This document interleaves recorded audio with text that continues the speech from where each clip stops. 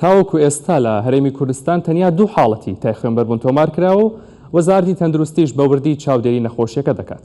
دکتۆر سامان بەرزنجی وەزیری تەندروستی هەرێمی کوردستان لە ڕاگەیاندراوێکدا دەڵێ بەردەوامی لە ئامادەباشی و دۆزینەوەی حاڵەتەکانی پەتای خوێنبەربوون و گومان لێکراوان تا ئێستا تەنها دوو حاڵەتی پشتڕاستکراوە لە هەرێمی کوردستان تۆمار کراوە. دوای مانەوە لە نەخۆشخانە وەرگرتنی چارەسەری تەواوەتی گەڕاونەتە ماڵەوە. لە عێراق زیاتر لە 120 کەس تووشی تای خوێنبەربوون بوون، لەو ژمارەیە 20 کەسیان گیانیان لەدەستاوە.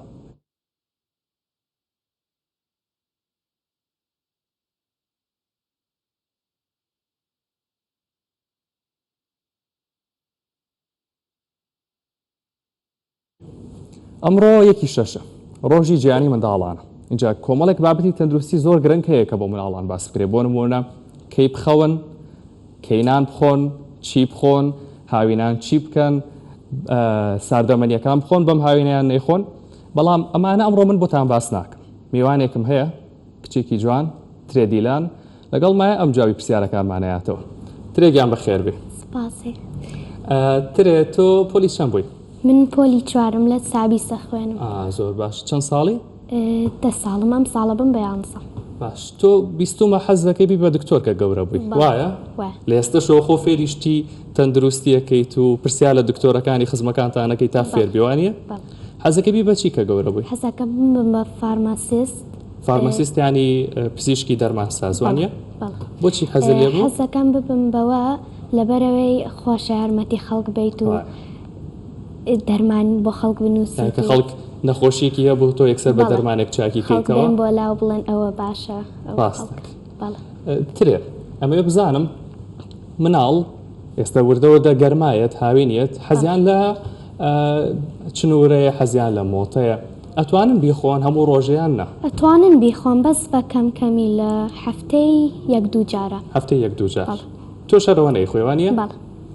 باشە. ئەگەر مناڵێک بڵێ ئێستا ترێ من ئەمەوێ بزانم بەیانیان چی بخۆم بۆ ئەوەی گەورە بم و گەشەم باش بێ، چی بخوات؟ ئەبێت هێلکەی کوڵاو بخۆی، هەر هێلکەی ئەتیادی، هێلکەی چاو لەگەڵ ماست، قەیماغ، پەنیر، شیر. باشتر وایە چا نەخۆی چکە خراپە بۆ ئێسکەکانەوانە. لە جاتی ئەوە ئەتوانی هەر شیر بخۆی. شیر بخۆیان شەربەتێ بخۆی. ئەو بخۆنەوە باشەوانە؟ زۆر باشە. ترێگەر مناڵێک شەوان درەنگ بخەوێتەوە چی پێڵێ بەکەی بخەوێ مناڵ؟ بێس مناڵ ساعت 8 و ئەوانە بخەوێت. ئەبێ زوو بخۆن بۆی بەیانی زوو هەڵستن، نان بەیانیەکەشیان بخۆن بۆی بۆ مەکتەب و شتیش زوو هەستن. باشیشە. وایە ئەگەر مناڵێک بڵێ من ناخەوم و نانی بەیانەکەش لێ ئێم نایخۆم، بەڕێی تۆ کێشەی چییە بێ و مناڵە؟ ئەو مناڵە کێشەی گەشەبوون و کێشەی گەورەبوونیە بێ؟ وایە ینی تۆڵی کە مناڵەکە دوایی گەشەی باش نابێ. باش. تۆ وردە بەرەو هاوینە چی؟ ئێستا پشت و دەستی پێ کردووە لای ئێوە وانیە قوتابخانە تەواو بوو؟ نەوەڵا لەلای ئێمە دەستی پێ نەکردووە؟ بەس ئیتر بەم زوانە دەست پێ. باش. بە تەمای کە پشت و دەستی پێ کرد چی بکەی؟ بە تەمام بە خۆم ئیسراحەتێ خۆم بکەم. باشە. یاری شت بکەم. باشە. بیستمە تۆ وەرزشیشەکەی؟ بە تەمای وەرزش بکەی. بە تەمای چی بکەی؟ مەلە و پەتپەتێن و پەتپەتێن هەستەکەی بۆ باڵا باش بێ؟ باش. یاری ئایپاد و موبایل ئەوانەکەی ئیم هاوینە؟ کەم بەس بە کەمی. چەندێکی مناڵە بێت چەندێکی یاری بکە؟ مناڵە بێ نیو ساعت شتێکی وە. باش. میوە و شت میوە چی بخۆن باشە؟ میوە و شت سێوی سوور، لالەنگی، پرتەقاڵ، سێوی زەرد، سێوی سۆز، شووتی، کاڵک، ئەمانە هەموو میوەیەک باشە. هەموو میوەیەک ئەتوان بخۆن. لە بریۆی پسکیت و شیرینی بخۆن، مەساسە بخۆن، بڕۆ میوەیەک هەڵگرن باشترەوانیە؟ ترێ.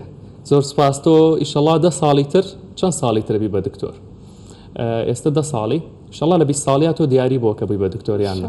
ئەو کاتە یەکە بینینەوە ئیشەڵا. باشە؟ زۆر سپاس. ئیشەڵا دکتۆرێکی سەرکەوتو لێ دەرەچێ بە هیوام چکە کچێکی زیرەکی. بە خێراتی. بابەتێکی دیکەمان لە چینە. لە چین کۆرۆنا و کەرەنتینە تەواو ناخۆشی کردووە. لە سەرەتای هاتنی کۆرۆناوە تا ئێستا حکوومەتی وڵاتە نەیهێشتووە ئەو خەڵکە هەناسەیەکی ئازاد هەڵمژن. وا 2 مانگیشە دووبارە هەموو بازار و دوکان و ڕێگەوبانەکانی داخست و کەس بۆی نەبوو بچێتە دەرەوە تا ئەمڕۆ. ئەمڕۆ حکوومەتی ئەو وڵاتەوتی وردە بازار و هاتوچۆ ئاسایی دەکەینەوە. خەڵکەکەوەکەوەی لە زیندان هەڵبێن هەڵمەتیان بۆ بازار برد و دەستیان بەشت کڕین کرد. هەندێکی دیکەش لە خەمیەوەی حکوومەت دووبارە بڕیار بگۆڕێت و کارنتینیان بکاتەوە شەو لە نێو تێرمیناڵ و وێستگەی شەمەدەفەرەکاندا نووسن تا بەیانی بە یەکەم شەمەدەفەر شار جێبێڵن. پیاوێک هەڵێ 2 مانگە مناڵەکانم نەبینیوە لە سای ئەم کارنتینەیە حکوومەتی ئێمەوە.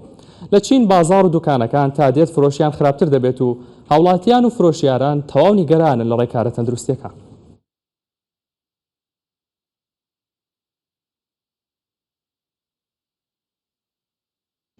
لە ئەمریکا نەخۆشی ڤایرۆسی جگەر بڵاو دەبێتەوە و ڕێکخراوی خۆراک و دەرمانی وڵاتە و سنتەرە پزیشکەکان دەڵێن لە شیلکەوە بڵاو بۆتەوە.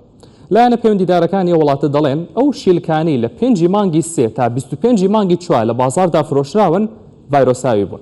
هەرچەندە ئەو شیلکانە هیچیان ئێستا لە بازاردا نەماون و هەمووی فرۆشراون، بەڵام ڕێکخراوی خۆراک و دەرمانی ئەمریکا دەڵێت ئەو کەسانەی شیلکەکانیان لە بەفەرگردا هەڵگرتووە و هێشتا نەیان خواردەوە بەتەمان بیخۆن با نەیخۆن. ئەوانەی دیکە تازە لە دەست دەرچوون. 17 کەس کەیسی ڤایرۆسی جگەر لە ویلایەتەکانی کالیفۆرنیا و مینسۆتا و داکۆتا تۆمارکراون و هەمویان هەمان جۆری شیلکیان خواردووە. 12 کەسیشیان پێویستیان بەمانەوە لە نەخۆشخانە هەبووە. لە کۆڵینەوەکان دەریان خستووە کە لە ماوەی نێوان 28 مانگی 3 تا کۆتایی مانگی 4 کەسانێکی زۆر نەخۆش کەوتون و ئێستا دەزانرێت کە بەهۆی شیلکەوە بووە. نیشانەکانی ڤایرۆسی جگەر لە جۆری A2 تا 7 هەفتە دوای توشبوون بە ڤایرۆسەکە دەردەکەون و تا 2 مانگ بەردەوام دەبن. مەرج نییە هەموو کەسێک نیشانەکانی هەبێ، بەڵام هەندێک کەسیش هەیە تا 6 مانگ بەدەست نیشانەکان و دەناڵێنێت. نیشانەکانیش بریتین لە ڕەنگ زەردی، نەبوونی ئیشتیها و حەزی خواردن، سکێشە و سکچوون تا و هیلاکی.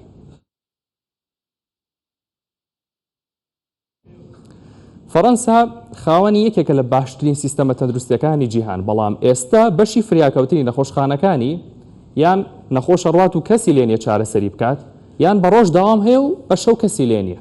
کێشەی سەرەکی کەمی دکتۆر و کارمەندی تەندروستیە لە وڵاتە، لەگەڵ کاتی زۆری کارکردن و تاقەت پڕکێن لە نەخۆشخانەکان. پزیشک و کارمەندە تەندروستیەکان دەڵێن فشارێکی زۆرمان لەسەر، ناتوانین ئەو هەموو نەخۆشە بەڕێ بکەین. ئەمە جگەلەوەی ژینگەی کارمان بەدڵ نییە و نەخۆشخانەکانیش کەم و کورتیان هەیە. ئێستا وەزارەتی تەندروستیە وڵاتە هێڵێکی گەرمی دانا و دەڵێت ئەگەر بارودۆخی تەندروستیت زۆر تێکچوو بوو پەیوەندیمان پێوە بکە. بەڵام تکایە ئەم ژمارە تەنها بۆ باری لە ناکاو بۆ نەخۆشی بەسیت پەیوەندیمان پێوە مەکرد. هەر بۆ مەبەستە ئیمانوێل ماکرۆنی سەرۆکی فەڕەنسا سەردانی بەشی فریاکەوتنی نەخۆشخانەیەکی کرد و گوتی ئەمە قەیرانێکی تەندروستیە تێککەوتوین و لە ماوەی مانگێکدا بە پلان دۆخەکە چارەسەر دەکەین.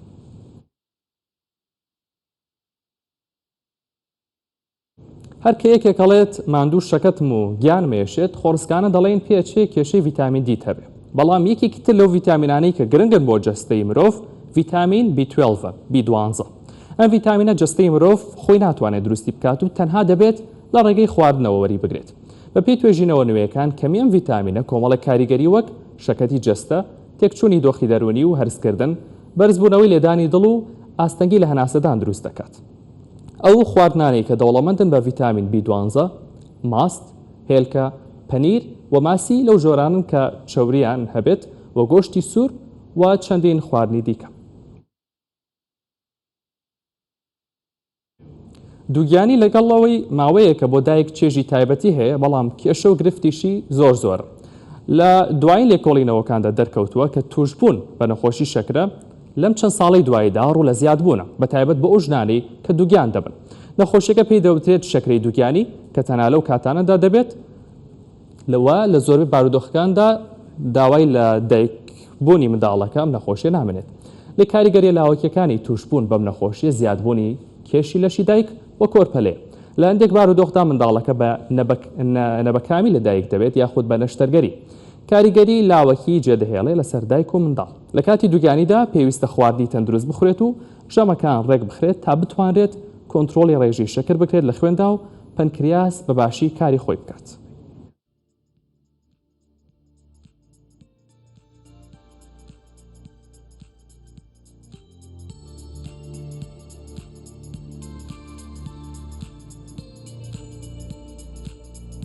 هەواڵە تەندروستیەکانم پێشکەشکردن دەگەڕێم بەلای هاوکارانم لە ستودیۆکانمان لە هەولێر.